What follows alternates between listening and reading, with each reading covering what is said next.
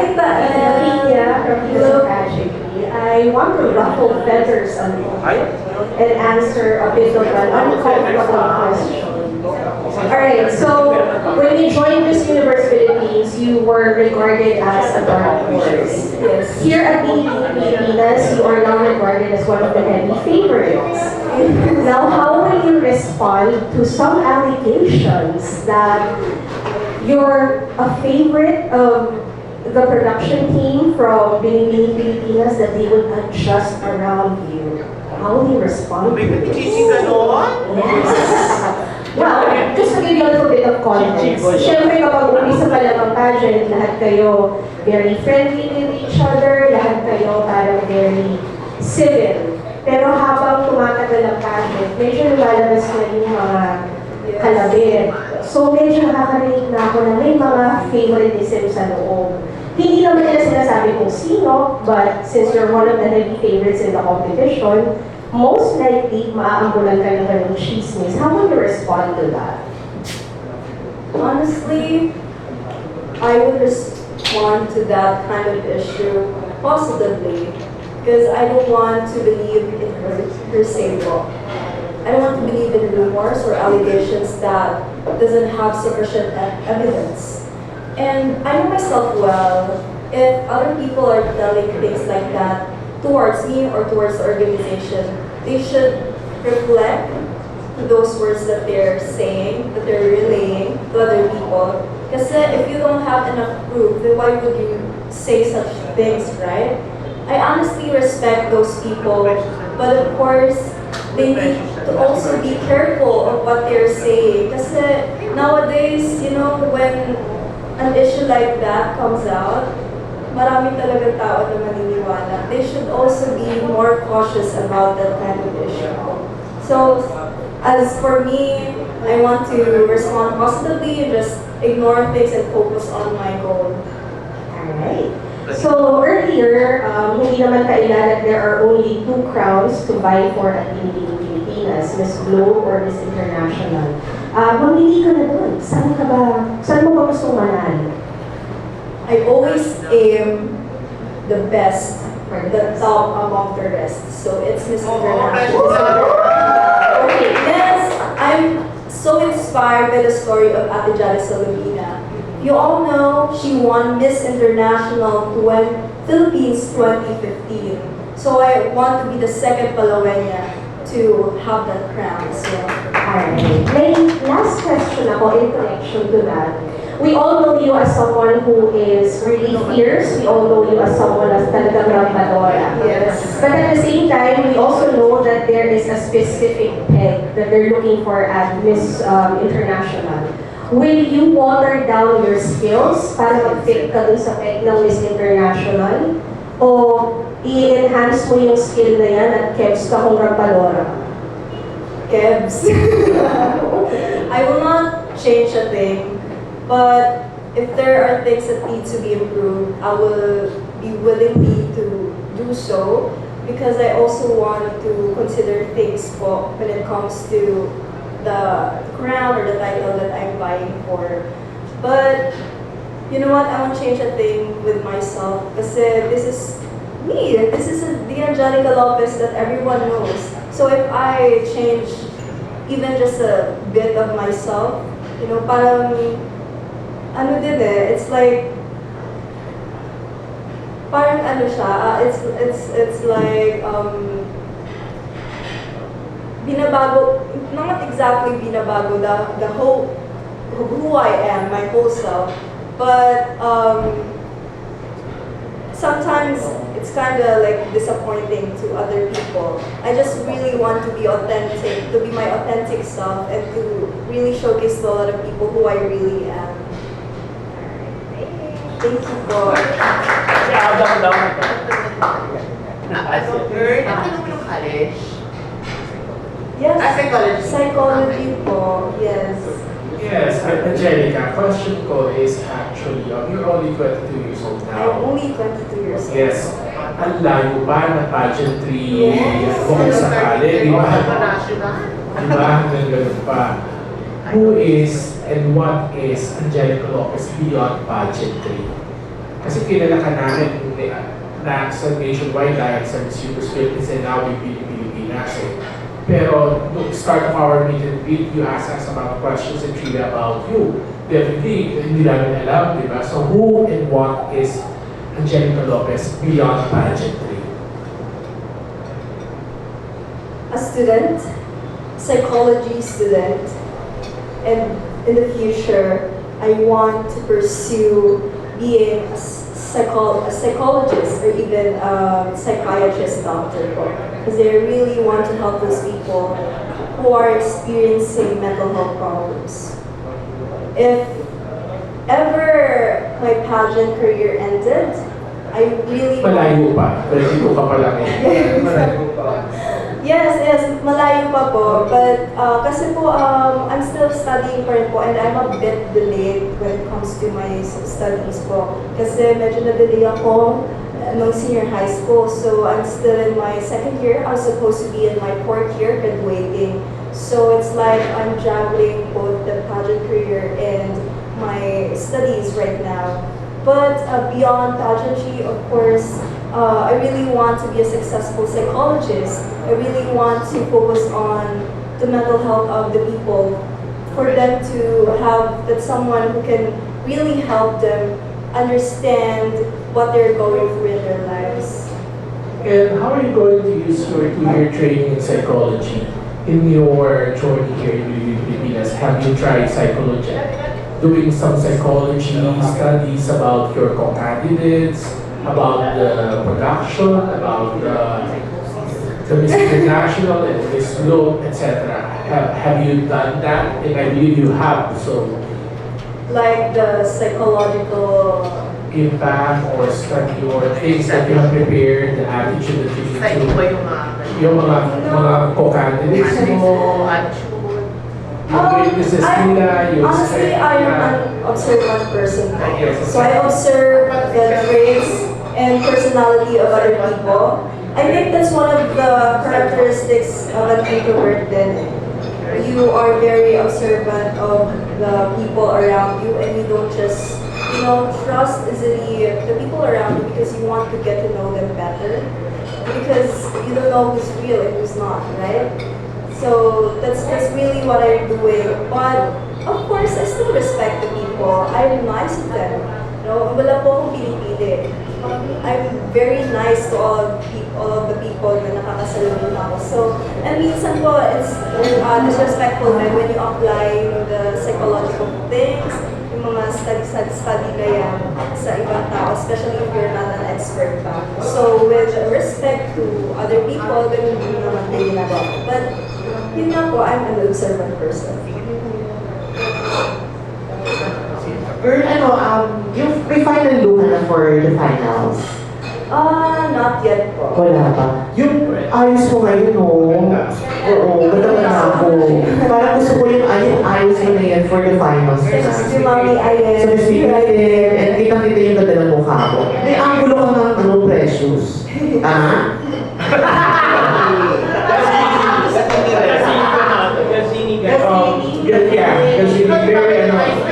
Very ayos mo rin kasi lumalabas yung face mo, yung leg mo, very legal. At yung shoulder mo. Diba? So, as a beauty queen, you aspire to be part of the heritage of beauties from Palawan.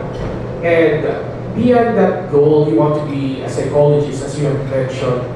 Now, what is the mission that you're trying to achieve in joining pageants? Kasi diba bukod sa gusto mong sundan yung tiyapak nila, and how are you going to do it? Because you have mentioned earlier that you're doing this so that other people, other young women or young children can identify themselves with you, and so that they can also try to achieve better in life, which is a good, kasi ang pangit nung we'll try to do a lot of stuff in the world and everything, and yet you cannot do that. But that's one thing that you can actually do. So beside that mission, sino yung loob, yung inner Angelica Lopez, ano ba talaga yung gusto mong ma-achieve? I really want to be a successful person. That success doesn't mean having the luxurious things that we can get in this life. Success means waking up every single day with a grateful heart, with a happy heart, that you know that you're living this life not only for yourself, but for other people as well. And for me, yun talaga yung gusto ko mangyari in my life, of who I am, not in this present moment and even in the future. Because that's the thing that can really say that you're a successful person. When you know that you're living your life with a purpose and a mission.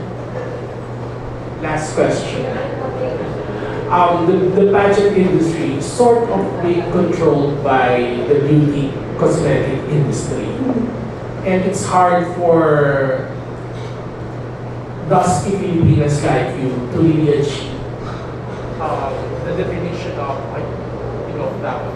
the definition of Filipino beauty. Binabago na talaga.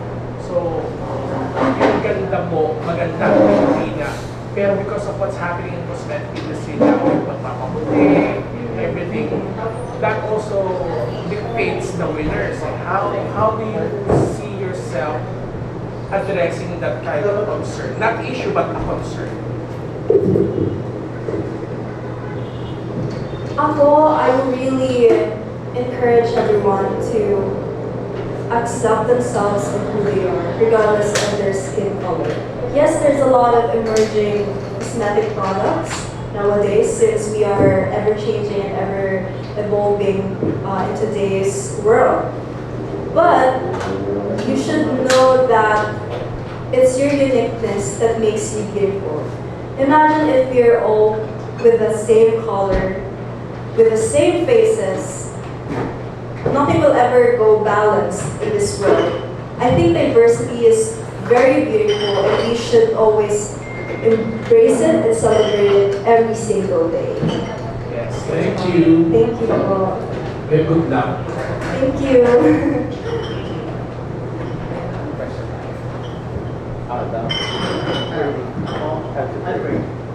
Hi Angelica, are you a Catholic? Or what religion? Born again. Born again. Yes. When was the last time you prayed and what did you ask God? Kanina, and kagabi. I prayed to God that He will take my worries, my doubts, my fears away. So these past few days, these past few weeks, was super challenging for me. There are lots of personal problems that I'm experiencing, and it's really affecting my mental and emotional health to the point that I can't see myself being productive anymore. And I believe that when everything seems like in the wrong path or in the wrong direction, it is God that will help us, because God can move mountains, and with Him nothing is really impossible. This batch of Binibinis are, ang hirap i-gauge kung sino talaga yung front runner. On your part, if you gauge your performance from the start until now, from 1 to 10, ano yung score mo sa sarili mo? 10 is the highest. Based on my performance, Yeah. 10. 10. You know what? I've been preparing for this pageant since last year. I trained in Miss Asia Global 2022, but I did not train just for the pageant itself, but also for Binibini Pilipinas. And I resumed my training in January. So I've been training for like months now. So if I will rate myself based on my performance, if I will win the Binibini Pilipinas title, that would be 10, because I'm really working hard for it. Tama ba Tito G, ikaw yung nag-train kay Lara? Yeah. Part ka, di ba? Tama ba? Before? Diba? After ni Lara? After ni Lara ka nun? Dahil next no? Dahil next Okay. So ano yung pinaka-importante ni Mamiki sa'yo, advice niya sa'yo? Because I don't think sa pasarela lang siya nagpo-focus sa'yo. The most important thing and advice that Mommy G have given me is you should not just try to do your best always, but to be at your best always. Because there's a difference between the two. Because if you wake up every single day and you say to yourself that I am at my best, it will start today, this morning, and it will go for the rest of the day. It will have a positive impact on you, a positive vibe on you, and it will affect how are you going to perform not only in pageant but also in your daily activities for the rest of the day and for the next days to come. So yun po talaga yung iniisip ko every single day, yung laging sinasabi ni Mami G sa akin. Thank you and good luck, ha? Thank you po.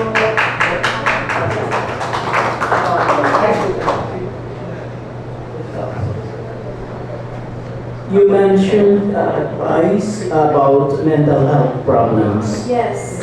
How did you cope with the challenges brought about by the COVID-19 pandemic? It's really tough for me because my mother died 2019, year 2019, and pandemic started year 2020. So when the pandemic started po, wala na akong mom nun. So it's really hard for me and for my sister. Lagi kaming pinagpapasa-pasahan ng relatives namin, saan kami titira. Wala kaming matuluyan ng maayos because wala na kaming mother sa tabi namin. It's really challenging kasi I really had to come out of my comfort zone to really participate sa mga trabaho na hindi ko naman dapat ginagawa. Everyone's telling me that, oh, at that age you should be studying. But no, I did not really focus on just studying. I juggled both work and studies. Kasi Anong work na pinasukan mo? work, just as I said po earlier, I work as an office cashier po, an office clerk. So in an office po, I transfer the files sa yung actual paper dun sa computer nila, and I scan, I edit, like that po. And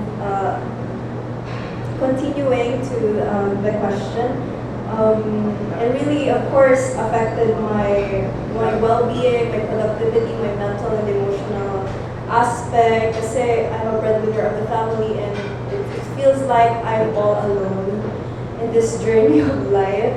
But with mental fortitude, I was able to gather my strength and myself into pieces and have risen against those challenges that I have gone through. And that made me a strong and better individual than I am now today.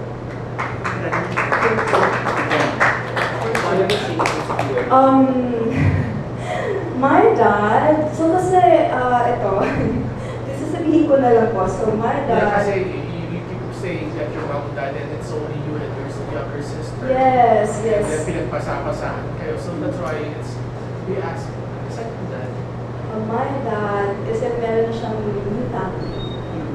Yes. so baka bilang bahay. Nakita ka pa rin, girl.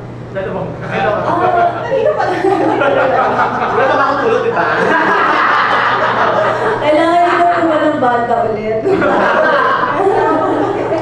Pero ang ganda ng story mo, girl, no? Back story mo. Yeah.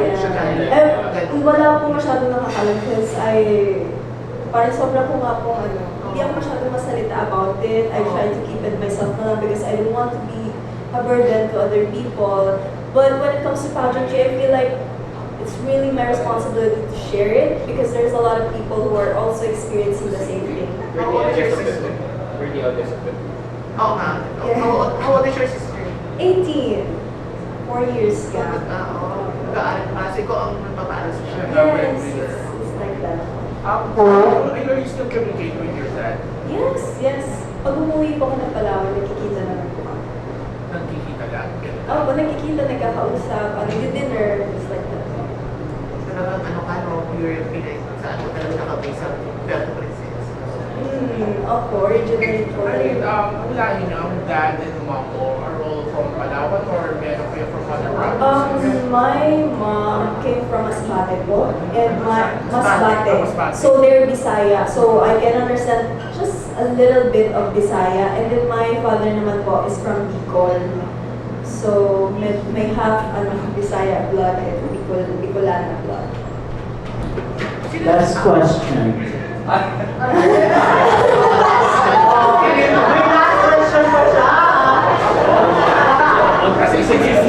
Sorry na.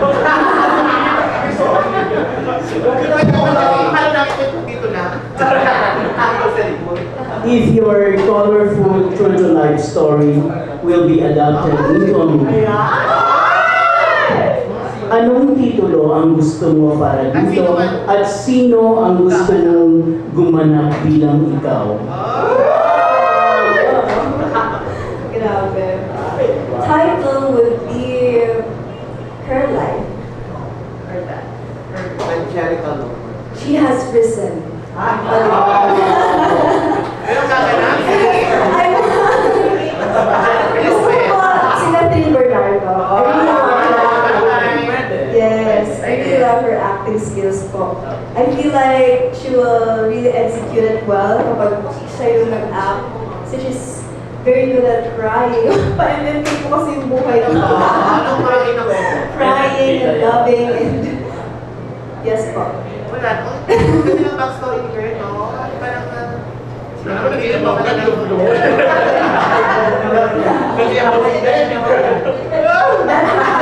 That's it po, sir.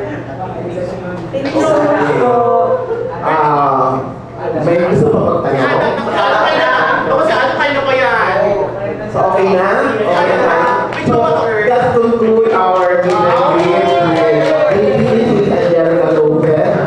And we would like to thank all of you for the time and effort na binigay sa amin. Thank you so much. We're hoping na nasuportahan natin si Angelica sa coronation final message. Again, maraming salamat po sa pagpunta. Thank you so much po. Sobrang happy ako na nakikita ko na happy din kayo. Yes, honestly before po, sobrang na-intimidate ako with the pageant video because I feel like I can reach you guys and I feel like hindi ako that capable yet because I am not like one of the front runners. But then with this opportunity, sobrang happy ko, sobrang grateful ako na nandito kayo and I can see that you're supporting me and you're being Uy, sa Malaysia, sinuportan ka namin.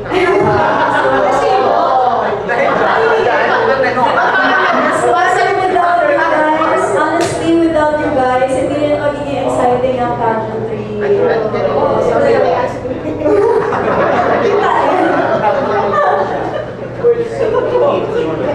Neighbors, nakalala ka